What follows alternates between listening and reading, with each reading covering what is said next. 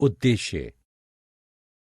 इस पाठ के अंत में आप निम्नलिखित सीखने में सक्षम हो जाएंगे। ये व्याख्या करने में कि 11वीं शताब्दी के बाद दिल्ली के सुल्तानों ने भारतीय उपमहाद्वीप पर अपनी पकड़ किस प्रकार बनाई। तवारीख को परिभाषित करने और समझने में खलजी और तुगलक के प्रशासनों की तुलना करने में इस काल में महिला शासकों के संघर्ष को समझने और उसके बारे में जानने में।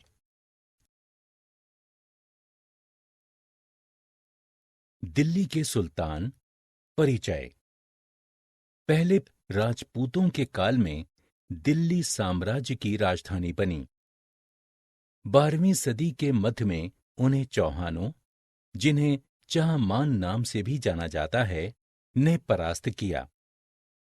चौहानों के राज्यकाल में दिल्ली वाणिज्य का एक महत्वपूर्ण केंद्र बन गई।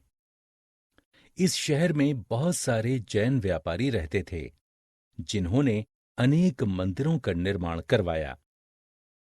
यहाँ देहलीवाल कहे जाने वाले सिक्के भी ढाले जाते थे, जो काफी प्रचलन में थे।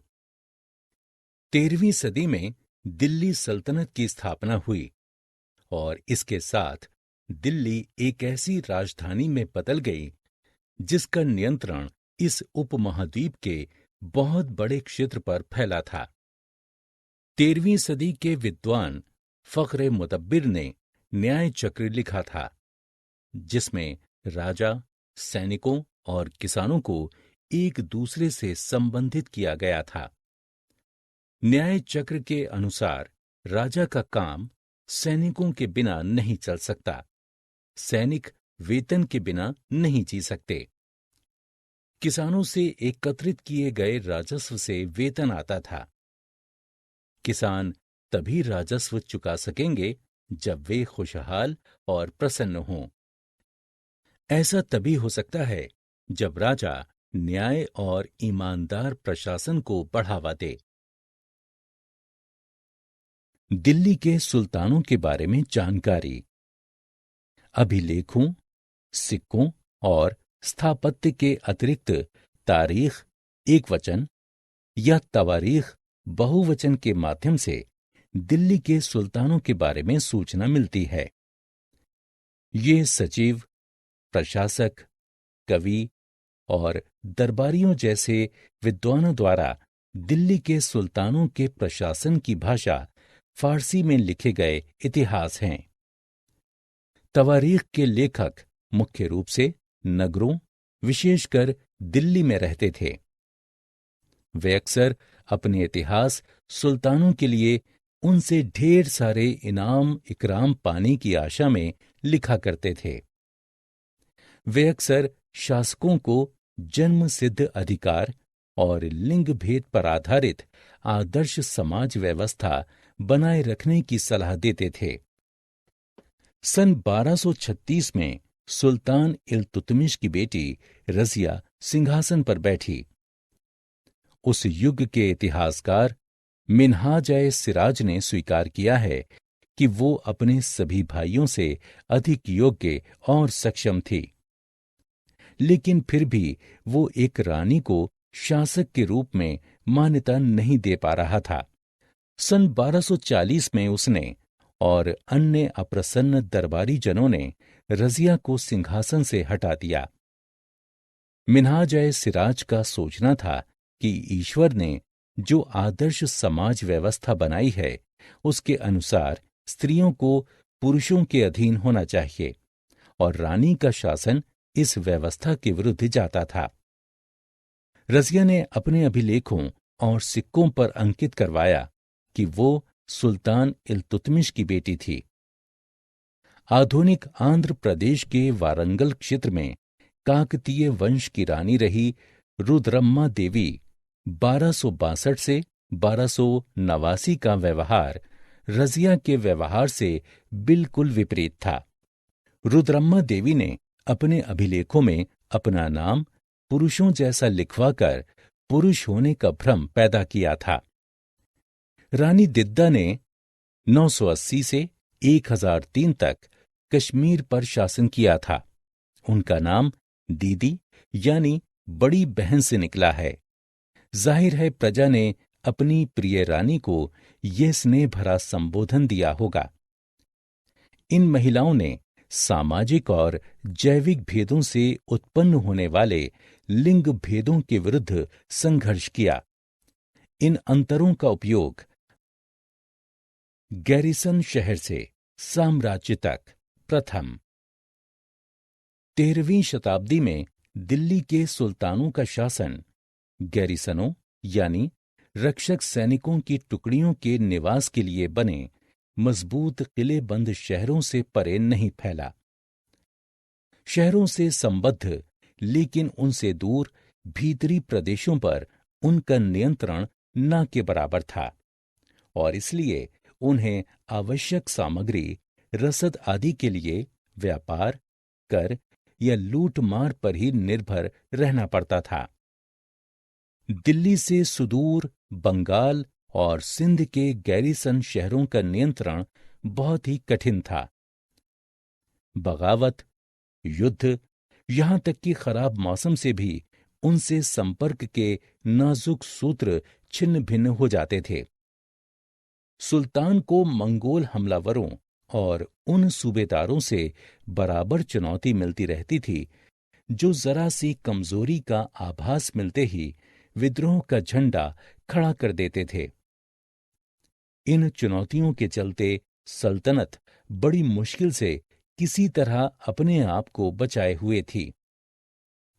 सल्तनत मुख्य रूप से गयासुद्दीन बलबन, अलाउद्दीन खलजी और मोहम्मद तुगलक के शासनकाल में संगठित हुई और इसका विस्तार भी हुआ।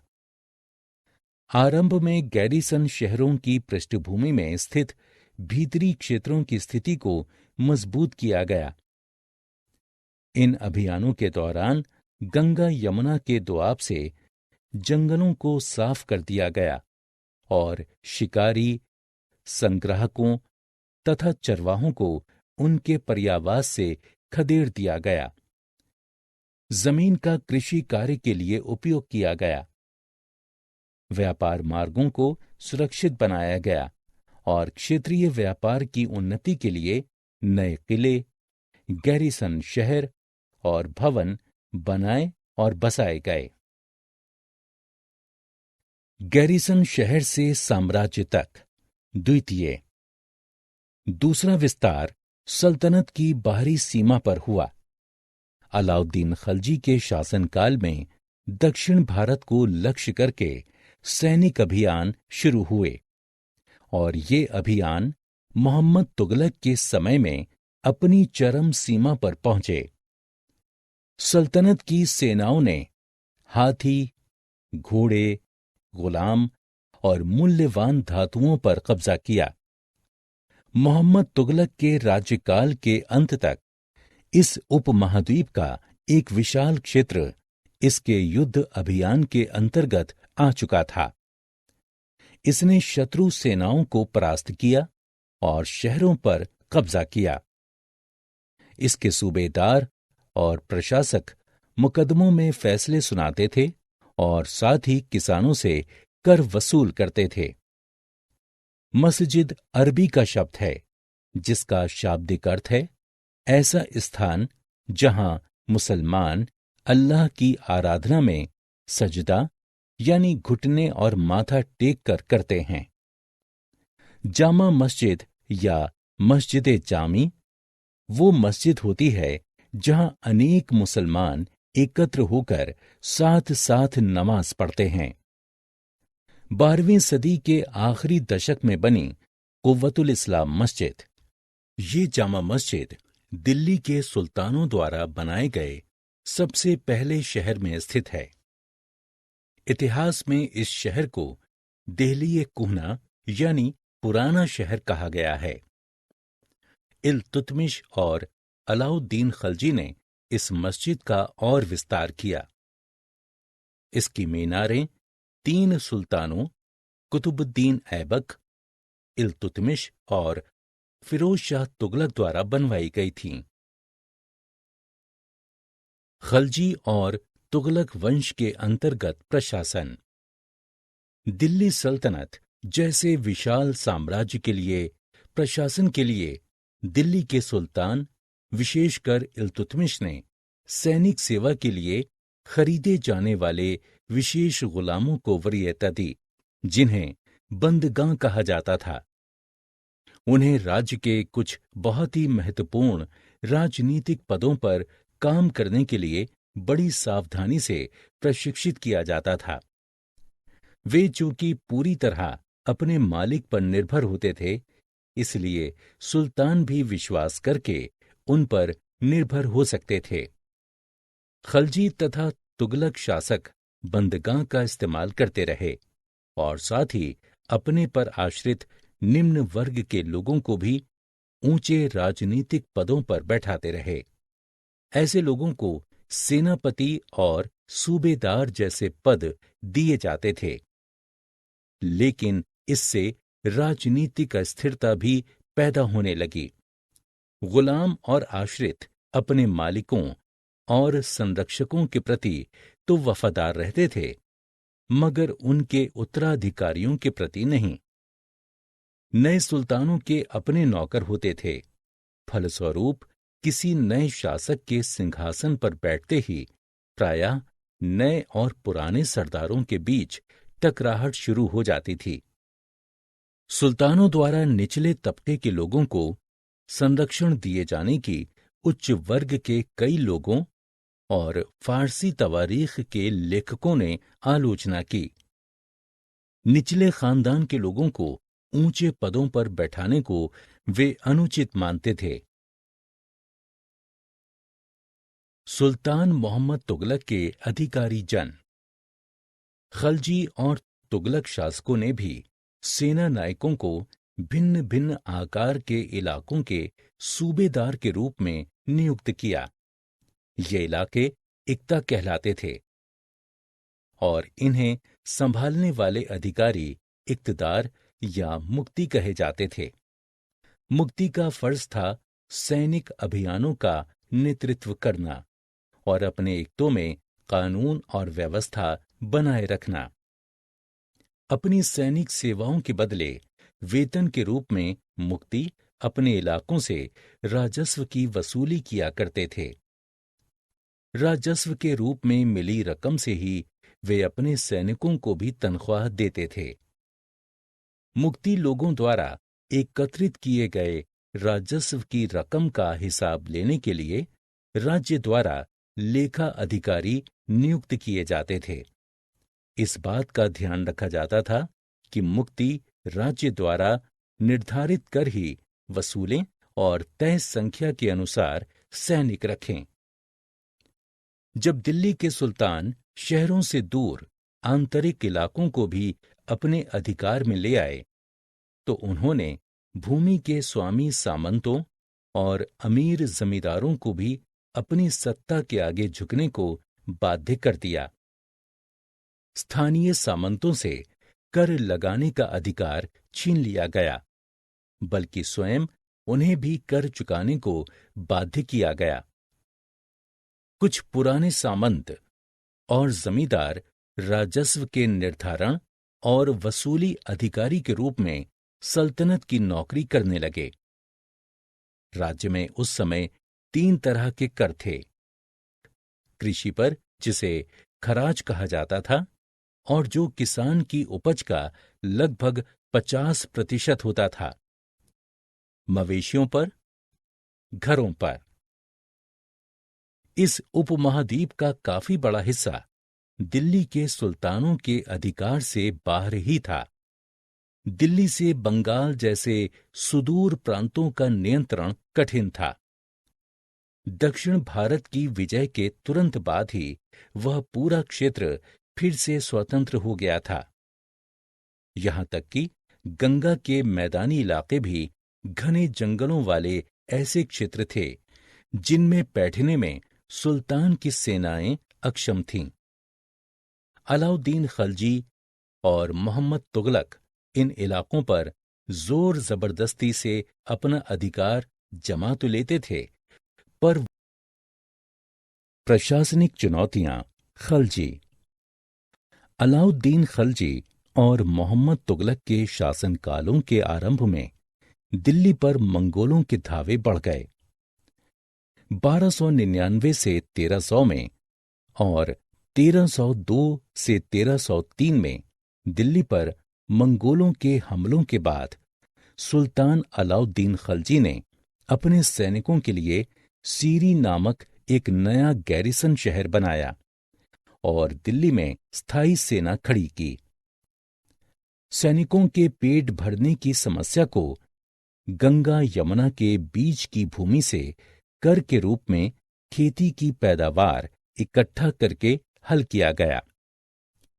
अलाउद्दीन ने दिल्ली में चीजों की कीमतों पर नियंत्रण लागू कर दिया। जो व्यापारी निश्चित दरों का उल्लंघन करते थे, उन्हें अत्यधिक सजा मिलती थी। अलाउद्दीन के प्रशासनिक कदम काफी सफल रहे और इतिहासकारों ने कीमतों में कमी और बाजार में वस्तुओं की कुशलता से आपूर्ति के लिए उसके शासनकाल की बहुत प्रशंसा की है। मंगोल आक्रमणों के खतरे का भी उसने सफलतापूर्वक सामना किया। प्रशासनिक चुनौतियां। तुगलक।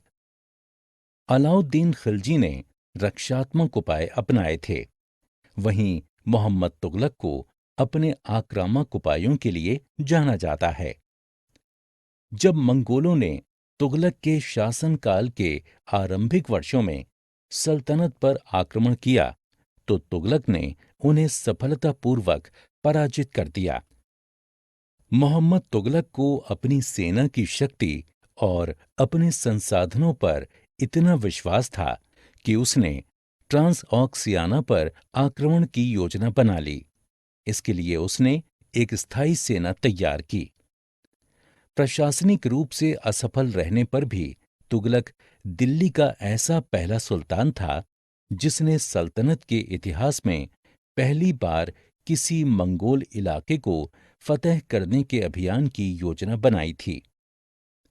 शहर की रक्षा करने के लिए तुगलक ने नया गैरिसन शहर बनाने के स्थान पर दिल्ली के 4 शहरों में से सबसे पुराने शहर देहली-ए-कुहना को निवासियों से खाली करवाकर वहां सैनिक छावनी बना दी। देहली-ए-कुहना के निवासियों को नई राजधानी दौलताबाद भेज दिया गया था। उसकी इस कार्रवाई से जनता में आक्रोश था। सेना को खिलाने के लिए गंगा यमुना दोआब इलाके से कर के रूप में खाद्यान्न इकट्ठा किया गया, लेकिन सैनिकों की विशाल संख्या की जरूरतें पूरी करने के लिए सुल्तान ने अतिरिक्त कर भी लगाए। दुर्भाग्य से इसी दौरान उस क्षेत्र में अकाल भी पड़ा। इससे व्यापक असंतोष उत्पन्न हुआ। खिलजी के विपरीत तुगलक ने चीजों की कीमतों पर नियंत्रण नहीं किया, लेकिन वो अपने सैनिकों को नकद वेतन देता था। इसके लिए उसने सोने या चांदी की नहीं, बल्कि सस्ती धातु की बनी टोकन मुद्रा चलाई। लोगों को इस मुद्रा पर भरोसा नहीं था। वे अपने सोने चांदी के सिक्के बचाकर रख लेते थे और अपने तमाम कर इस टोकन मुद्रा से ही चुकाते थे। इस टोकन मुद्रा जैसे जाली सिक्के भी बड़ी आसानी से बनाए जा सकते थे। अंततः इसका चलन बंद करना पड़ा था। तुगलक के प्रशासनिक उपाय पूर्णतया विफल रहे थे। 15वीं तथा 16वीं शताब्दी में सल्तनत। तुगलक वंश के बाद 1526 तक दिल्ली तथा आगरा पर सैयद तथा लोदी वंशों का राज्य रहा। तब तक जौनपुर, बंगाल, मालवा, गुजरात, राजस्थान तथा पूरे दक्षिण भारत में स्वतंत्र शासक उठ खड़े हुए थे। उनकी राजधानियां समृद्ध थीं और राज्य फल फूल रहे थे। इस काल में स्थापित राज्यों में से कुछ छोटे तो थे, पर शक्तिशाली थे और उनका शासन बहुत ही कुशल तथा सुव्यवस्थित तरीके से चल रहा था। इसी काल में अफगान तथा राजपूतों जैसे नए शासक समूह भी उभरे। शेरशाह सूर ने बिहार में अपने चाचा के एक छोटे से इलाके के प्रबंधक के रूप में काम शुरू किया था। उसने आगे चलकर मुगल सम्राट हुमायूं 1530 से 1540, 1555 से 1556 तक को चुनौती दी और परास्त कर दिल्ली पर अधिकार किया। उसने दिल्ली में सूर राजवंश स्थापित किया। अपने 15 वर्ष के शासन 1540 से 1555 के दौरान उसने अपने प्रशासन में अलाउद्दीन खलजी वाले कई तरीकों को अपनाकर उन्हें और भी चुस्त बना दिया और सक्षम प्रशासक सिद्ध हुआ। महान सम्राट अकबर 1556 से 1605 ने जब मुगल साम्राज्य को समेकित किया तो उसने अपने प्रतिमान के रूप में शेर शाह की प्रशासन व्यवस्था को ही अपनाया था।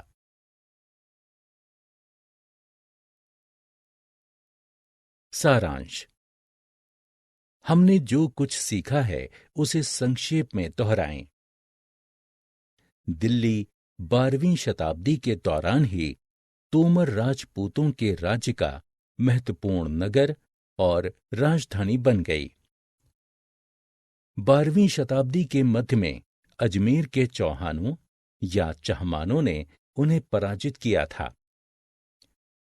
13वीं शताब्दी के आरंभ में दिल्ली सल्तनत की स्थापना के साथ ही दिल्ली इस उपमहाद्वीप के विस्तृत भूभागों का नियंत्रण करने वाली राजधानी बन गई थी। तारीख एकवचन या तवारीख बहुवचन बहुमूल्य इतिहास है जो सुल्तानों के अधीन प्रशासन की भाषा फारसी में लिखे गए हैं। इन्हें विद्वानों द्वारा लिखा गया था। 13वीं शताब्दी के आरंभिक काल में दिल्ली के सुल्तान केवल भारी भरकम रूप से किलों के माध्यम से रक्षित गैरिसनों के निवास स्थान वाले शहरों पर नियंत्रण रख सकते थे और नगर के बाहरी क्षेत्रों पर उनका कोई नियंत्रण नहीं था। उन्हें अफगानिस्तान के मंगोलों और जब कभी सुल्तान कमजोर पड़ जाए तो विद्रोही सामंतों के आक्रमण जैसी आंतरिक और बाह्य दोनों प्रकार की चुनौतियों का सामना करना पड़ता था। सल्तनत का संगठन एवं विस्तार गयासुद्दीन बलबन, अलाउद्दीन खलजी और मोहम्मद तुगलक के शासनकालों में हुआ। अलाउद्दीन खलजी और मोहम्मद तुगलक के शासनकालों में दक्षिण भारत पर सैन्य आक्रमण किए गए थे। पहले पहल शहर देहलिए कुहना यानी पुराने शहर में दिल्ली के सुल्तानों द्वारा बनवाई कुव्वतुल इस्लाम नामक जामा मस्जिद का निर्माण किया गया था।